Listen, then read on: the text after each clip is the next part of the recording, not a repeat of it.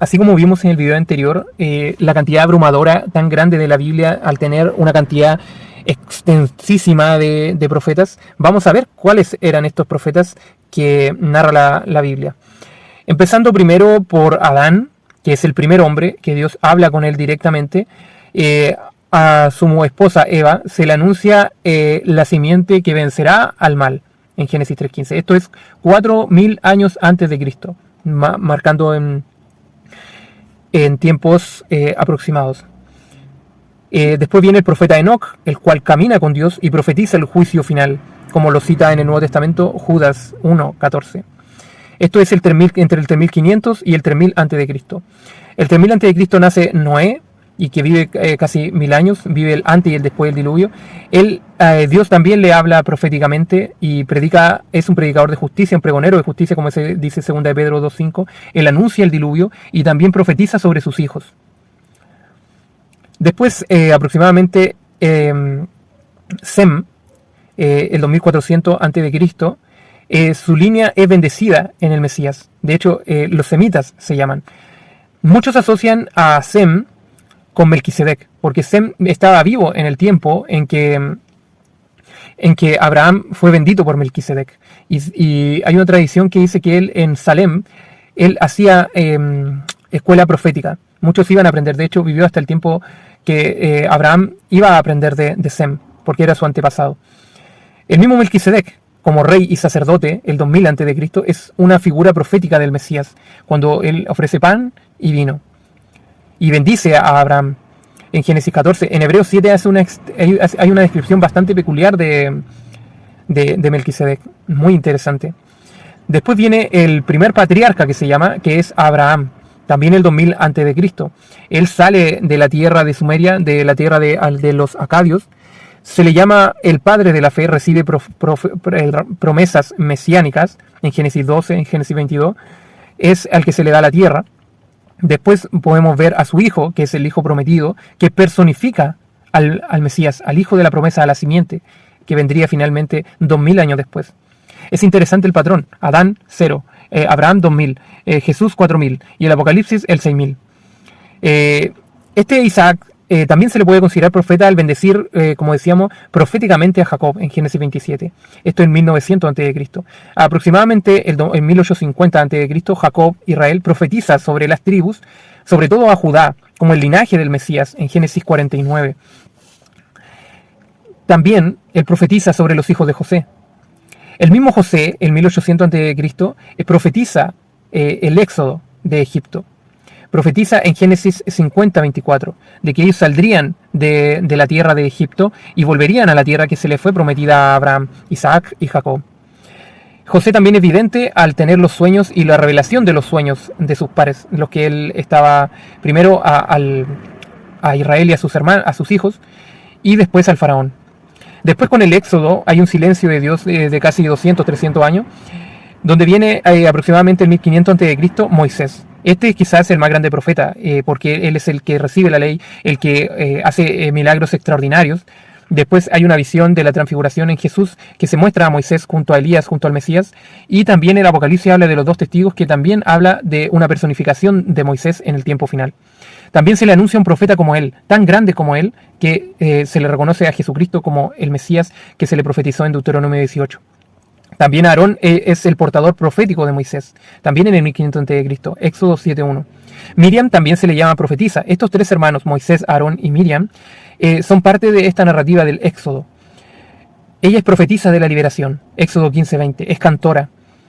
El sucesor de Moisés, Josué, también es un profeta, es un ungido al que se le imponen las manos para guiar después de la muerte de Moisés para entrar en la tierra prometida. Es guiado por revelación en Josué capítulo 1 para entrar, como decíamos, en la tierra prometida. Él detuvo el cielo, el sol y la luna y Dios obedeció, como está escrito. Él también abrió no el Mar Rojo, sino abrió el río Jordán. Pasó con el arca del pacto y pasó a la tierra prometida, también con un milagro. También viene la época de los reyes, los jueces primero y después los reyes. Débora, en 1200 a.C., es una jueza y profetisa. De Gedeón, 1150 a.C., recibe un llamado profético para liberar a Israel, en Jueces 6. En Jueces del 13 al 16 también viene Sansón, tanto como un nazareo, y es un juez con destino profético. Muere para la muerte de sus enemigos. Es muy interesante. También Samuel. Samuel quizás es la representación máxima porque es tanto profeta, cumple rol sacerdotal y juez. Es el profeta y el último juez. Funda una escuela de profetas. Escribe tanto el primero como el segundo libro, están en su nombre. Primera y segunda de Samuel, 10.5 y 19.20. Esto es aproximadamente el 1050 a.C. Saúl también dice que profetizó entre los profetas en el 110 a.C.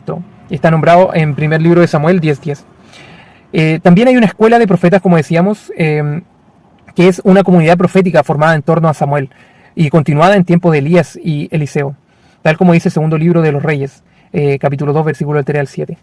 Y en esta línea vamos con el número 20, David, en el 1000 a.C. aproximadamente. Él es rey y profeta mesiánico. A él se le llama el Hijo de Dios, autor de muchos salmos. También se le llama profeta en Hechos capítulo 2, versículo 30. También hay un profeta que se llama Gad, en el 1000 a.C., es consejero profético de David, segunda de Samuel 24:11. También está Natán, que profetiza del pacto davídico, en segundo libro de Samuel 7 y 12. También Salomón, que recibe revelación directa de parte de Dios. Es el rey que se le da la sabiduría, que construye el primer templo. Es el hijo de David, aproximadamente en 970 a.C. Él también escribe los reyes, en el libro de los reyes, escribe proverbios, escribe cantares también.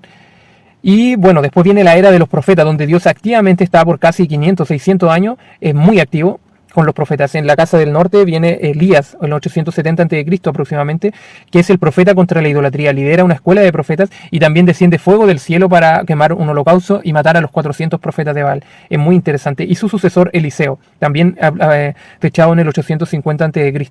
Hereda el manto de Elías y guía a comunidades proféticas y también concede muchos milagros. Elías y Eliseo también resucitaron muertos. Después vemos al profeta Joel, 800 a.C., anuncia el día de Jehová y el derramamiento del Espíritu Santo. Jonás, el 780 a.C., profetiza el arrepentimiento a Nínive. Amós, el 760 a.C., denuncia injusticia y anuncia juicio. Oseas, 750 a.C., profetiza el amor de Dios hacia Israel. Y vamos en la lista número 30, Isaías, 720 a.C., es el gran profeta mesiánico, es el profeta más extenso de la Biblia y su composición de 66 libros refleja también el libro de la Biblia, que tiene 66 libros. Está dividido en el primer libro de Isaías, que se llama, y el segundo libro de Isaías, del capítulo 1 al 39, que representan los libros del Antiguo Testamento, y del 40 en adelante con un lenguaje casi neotestamentario, y son 27 capítulos, tal cual lo es el Nuevo Testamento. Es muy interesante porque de ahí se sacan muchas profecías de Jesucristo. El profeta Miqueas, 700 a.C., anuncia el nacimiento del Mesías en Belén. Nahum, 650 a.C., profetiza la caída de Nínive. También está el profeta Sofonías, 640 a.C., profetiza el día de Jehová sobre Judá y las naciones. Habacuc, el 600 a.C., es el justo que por la fe vivirá. Habacuc 2.4. Abdías, el 590 a.C., es el juicio sobre Edom tras la caída de Jerusalén. Después vienen los profetas que hablan del exilio y de la destrucción de Jerusalén y el templo, y también de la restauración. Jeremías, que se le llama el profeta de las lamentaciones, el 586 a.C., porque anuncia la destrucción de Jerusalén y también anuncia el nuevo pacto en Jeremías 31.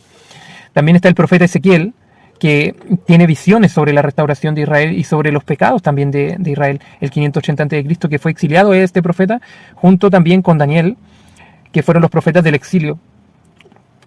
También este profeta Daniel, que tiene visiones apocalípticas y también del Mesías. En Daniel se encarna el Mesías único, el Redentor de Israel.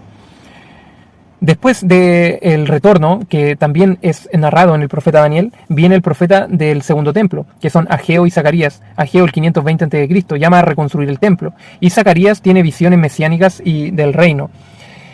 Ahí ya tenemos 39, y vamos con el número 40, que sería Malaquías, el 450 aproximadamente antes de Cristo. Anuncia el mensajero que preparará el camino, anuncia el ángel del pacto, y ya tenemos una lista de 40. Vamos con el Nuevo Testamento, que a Zacarías, el padre de Juan el Bautista, profetiza sobre Juan y Jesús en Lucas capítulo 1.